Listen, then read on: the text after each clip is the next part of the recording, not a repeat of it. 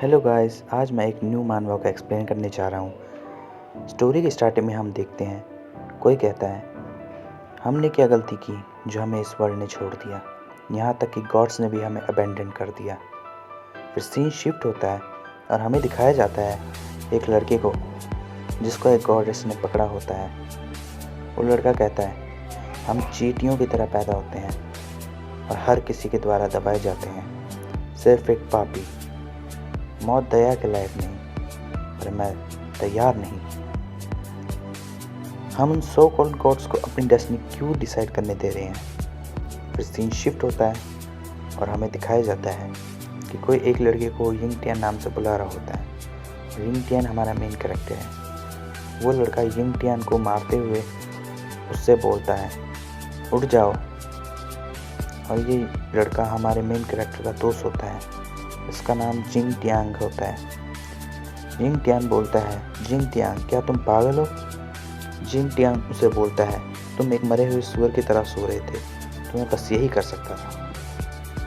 जिंग टियांग उसे बोलता है जल्दी उठ जाओ, नहीं तो आज का खाना भी हमें नहीं मिलेगा।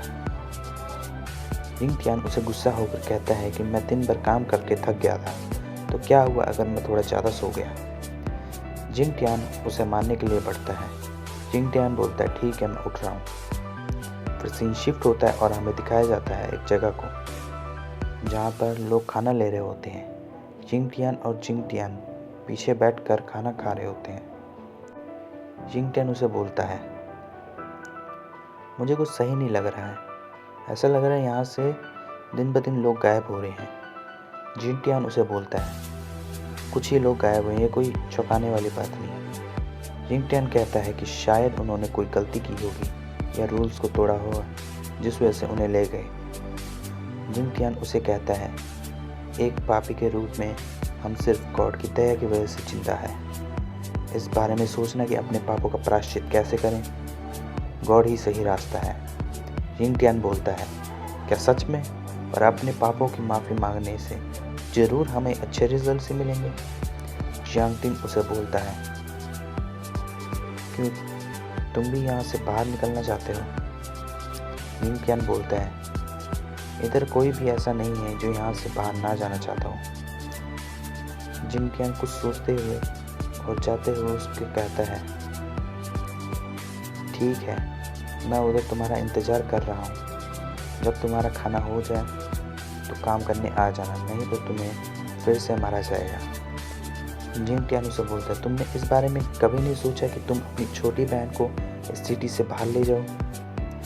जिंग टियांग उसे बोलता है यहाँ से जाना, मैं यहाँ से तभी जाऊँगा जब आई ऑफ केओस बंद होगी। फिर सीन शिफ्ट होता है और हमें दिखाया जाता है एक जगह को जहाँ सब काम कर रहे होते हैं और कोई उन्हें कहता है जल्दी जल्दी काम करो, क्या तुमने खाना नहीं खाया।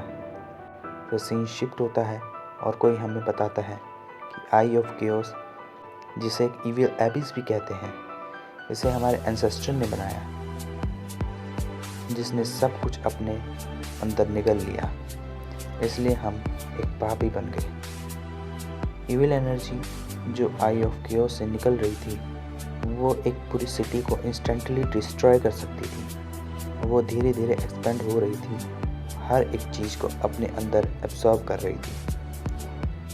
इसे वर्ल्ड के सबसे खतरनाक एक्सटिंक्शन भी कहते हैं।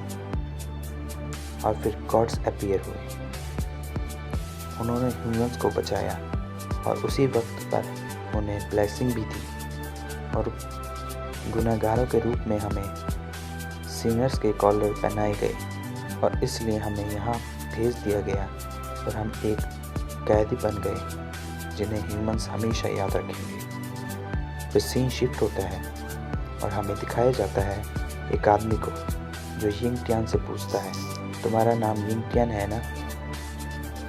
यिंग टियांग पीछे घूमता है, तभी वो आदमी उसे एक डंडे से मारता है और यिंग टियांग दूर जाकर गिरता है। वो आदमी यिंग टियांग को बोलता है एक पापी के रूप में इस सिटी को छोड़ने के बारे में तुमने सोचा भी कैसे। वो आदमी अपने आदमी को बोलता है इसे पकड़ो। यिंग टियांग बोलता है क्या इसके बारे में सोचना भी गलत है। वो आदमी कहता है इस बारे में सोचना भी गलत है। तुम पापी, तुम्हारी डेथ भी हमारे लिए काफ़ी नहीं है। हमारे गॉड्स रहमदिल हैं, जिस वजह से तुम जिंदा हो।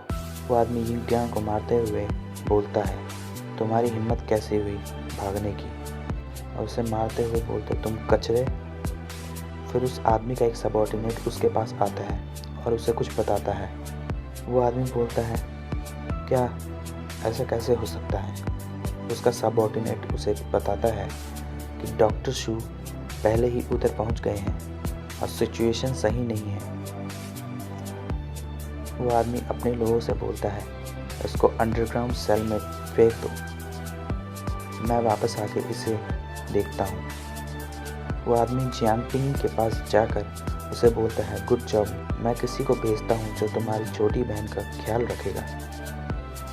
जियांग पिंग उसे शुक्रिया कहता है और अंदर से यिंग टियान को सॉरी बोल रहा होता है और बोलता है, अगर तुम्हें किसी को दोष देना है तो अपने आप को दोष दो, क्योंकि इन चीज़ों के बारे में तुम्हें नहीं सोचना चाहिए। फिर हम देखते हैं कि गार्ड्स यिंग टियान को सेल में फेंक देते हैं और बोलते हैं, एक पापी के रूप में तुम आज़ाद होना चाहते हो, तुम कचरे। और वो गार्ड्स गेट को बंद कर देते हैं। फिर हम यिंग टियान को देखते हैं। यिंग टियान सोच रहा होता है, एक पापी के रूप में मैं बस आज़ाद होकर जीना चाहता हूँ, क्या ये गलत है? यिंग टियान अपने ग्रैंडफादर, मॉम एंड डैड को याद कर रहा होता है और सोचता है, क्या टियानेर सच में माफ़ नहीं करते? बाय द वे, मेरे हिसाब से टियानेर कोई गॉड है। तो अब आगे कंटिन्यू करते हैं। फिर हम देखते हैं यिंग टियान रो रहा होता है। उसी टाइम यिंग टियान को एक आवाज़ आती है कि मेरे बच्चे, तुम गलत हो। यिंग टियान बोलता है, ये कौन बोल रहा है? फिर वो एक हाथ को देखता है और बोलता है, टियानेर, आखिरकार मैं तुमसे मिल ही गया। वो हाथ यिंग टियान के सर को सहलाता है। यिंग टियान बोलता है, इतना गर्म और फैमिलियर। यिंग टियान अपनी आंखें खोलता है और बोलता है, आप तो। फिर हम देखते हैं उस आदमी को जो बोलता है, मेरे बच्चे, मैं तुम्हारा ग्रैंडफादर हूँ। यिंग टियान बोलता है, ग्रैंडपा, पर मेरे ग्रैंडपा की तो बहुत पहले ही डेथ हो गई थी। यिंग टियान के ग्रैंडपा अपनी एनर्जी को रिलीज़ करते हैं और बोलते हैं, नादान बच्चे। उस एनर्जी की वजह से यिंग टियान को कुछ सही से नहीं दिख रहा होता। फिर जब वो देखता है, बोलता है, ये तो यिंग टियान बोलता है, आप तो। उसके ग्रैंडपा बोलते हैं, हम असल में गॉड्स हैं, इस वर्ल्ड के ट्रू गॉड्स। और इसी के साथ ये चैप्टर ख़त्म होता है। नेक्स्ट चैप्टर के लिए वीडियो को लाइक करें और चैनल को सब्सक्राइब करना ना भूलें।